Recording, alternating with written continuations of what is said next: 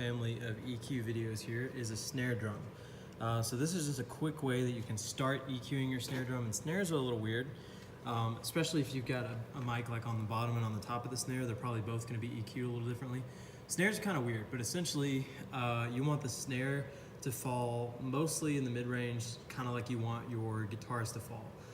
So you're probably going to want your snare to fall more in the kind of low mid to mid, less in the high mid, because that's probably going to be a lot of your guitars. So you're going to want your snare to fall a little in the low mid range. So right now what I've got is I've got the high pass filter turned on to about 160.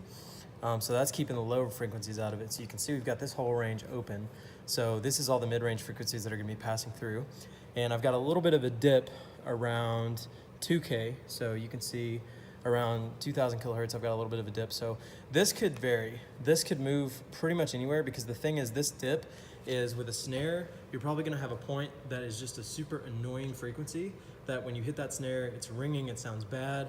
And so a lot of times that point is somewhere around 2K. It's not always, but I've gone ahead and set the dip there for this one. So the thing is like this one can kind of move around, because you may be like, I still hear something annoying, and you might move it a little this way, and you might at one point hear, oh, it's gone. Or you might move it a little this way, oh, it's gone. So right now I've just got it set around 2K because it happens there a lot. And I've actually dipped the high end frequencies, because the snare, I mentioned the word ringing, or the word, I say sound like a tin can. I say that a lot, but snare is is like probably one of the most prone to sound just super ringy and super bad if it's turned up a lot of the high frequencies. So I bring those down a little bit. So if I had a low pass filter on this board, what I would actually do is turn a low pass filter on. So basically I would make it to where nothing could really be heard in the snare drum between like 200 to 500 and about 4,000 kilohertz. So I would make it like in between that range was the only things you can even hear, because that's about where you want to hear that snare drum at. So that's pretty much the basis of it, but the snares are tricky. So this one is probably not going to stay the same for everybody. So this is going to be one of those things where you might adjust it.